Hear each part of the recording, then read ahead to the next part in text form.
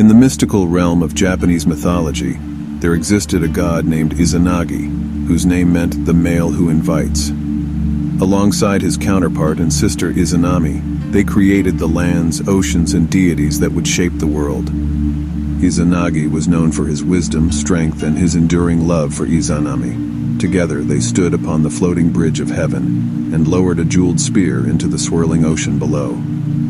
When they withdrew it, the water dripping from the spear coalesced and formed the first island of Japan, Onogoro. The divine couple descended to the island and decided to marry, forging a sacred union. From their love, they bore many gods and goddesses who would go on to shape the natural world. Among their divine offspring was the radiant sun goddess Amaterasu, who brought light to the world, and Tsukuyomi, the moon god, who cast a gentle glow upon the night. However, tragedy struck when Izanami gave birth to Kagutsuchi, the fire god. His fiery birth consumed Izanami, leaving her scarred and gravely weakened. Her grief-stricken husband, Izanagi, was compelled to journey to the underworld Yomi in a desperate attempt to retrieve his beloved. Armed with a mighty sword and adorned in ceremonial attire, Izanagi descended into the depths of Yomi. There, he found his beloved Izanami, but she was now a shadow of her former self, trapped in the realm of the dead.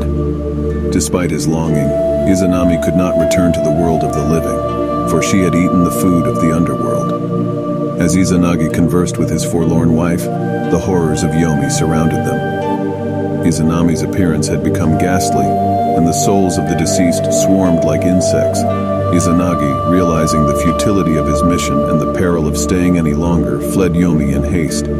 To seal the entrance to Yomi and prevent the tormenting spirits from escaping, Izanagi used his divine sword to block the path. However, as he washed himself in a river to cleanse the impurities of the underworld, new deities were born from his discarded garments. These deities would become the gods of various elements and natural phenomena. Izanagi's return to the world above brought both relief and sorrow.